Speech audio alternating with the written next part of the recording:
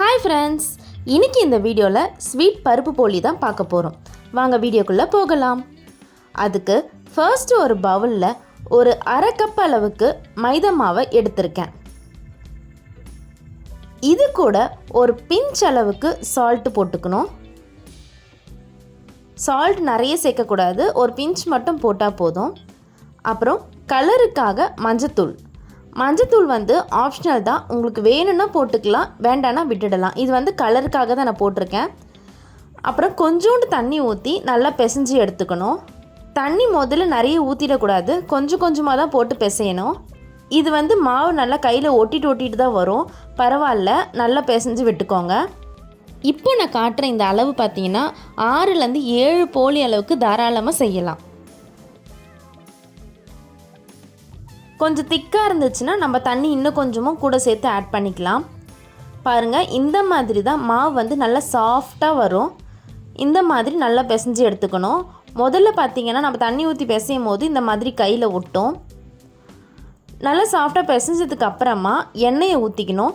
இது வந்து எண்ணெய் ஊற்றினா நல்லா ஊறி வரும்போது மாவு நல்லா சாஃப்டாக வரும், நம்ம சாப்பிடும்போது நல்லா சாஃப்டாக இருக்கும். ஸோ எண்ணெய் வந்து இந்த மாவு எல்லாம் கொஞ்சம் நல்லா முழுகிற அளவுக்கு ஊற்றணும். முழுகிற அளவுக்குன்னா நிறைய எண்ணெய் ஊற்றக்கூடாது.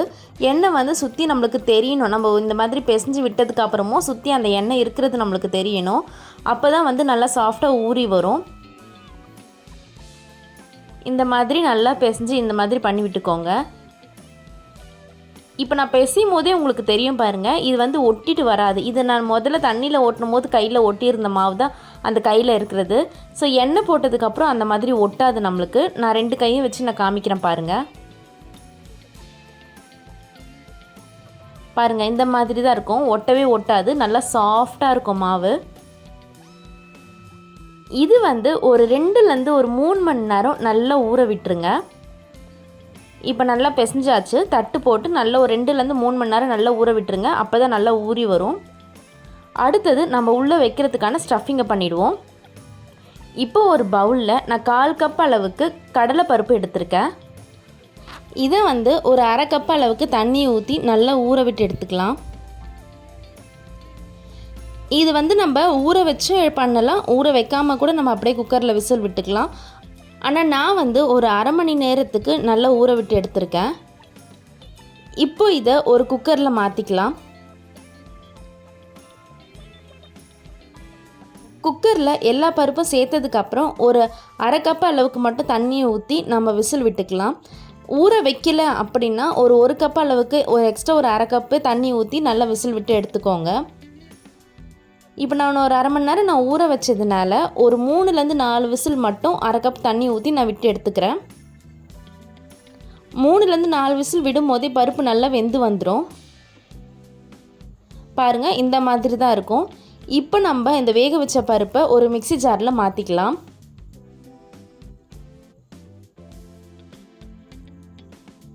இப்போ இதை நான் அரைச்சி எடுத்துகிட்டு வந்துடுறேன். ஸோ அரைச்சி எடுத்ததுக்கப்புறம் பார்த்திங்கன்னா இந்த மாதிரி ஒரு ஃபைன் பேஸ்ட்டாக தான் இருக்கும். நம்மளுக்கு கொஞ்சம் திக் கன்சிஸ்டன்சியில் தான் இருக்கும், பரவாயில்ல, இருக்கட்டும். இதே மாதிரி இதை வந்து நீங்கள் தண்ணி ஊற்றி அரைக்கணும் அப்படின்லாம் அவசியம் இல்லை. நீங்கள் அப்படியே அரைச்சாவே நல்லா இந்த மாதிரி கெட்டியாக வந்துடும்.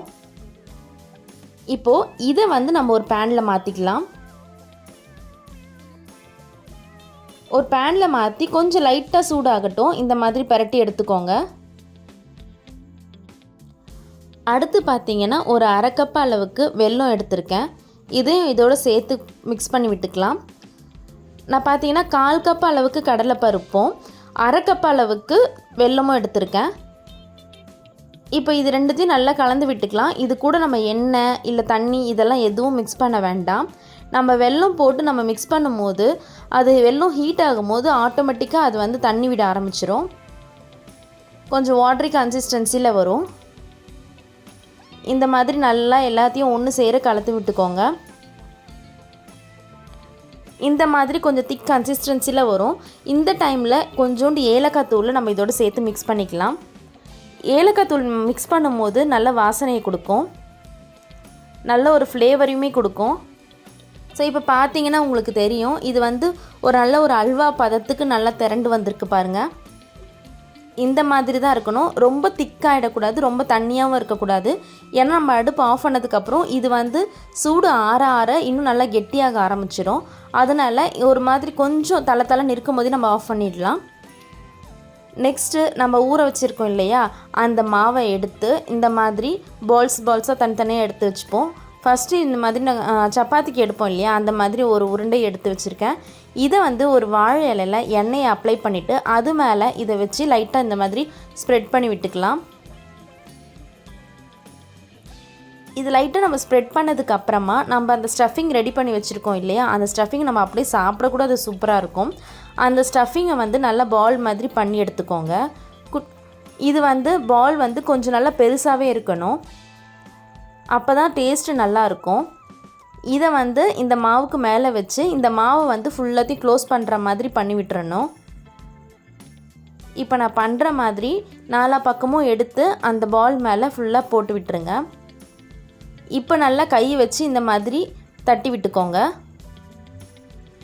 ஈஸியாக நல்லா ஸ்ப்ரெட் ஆகும்.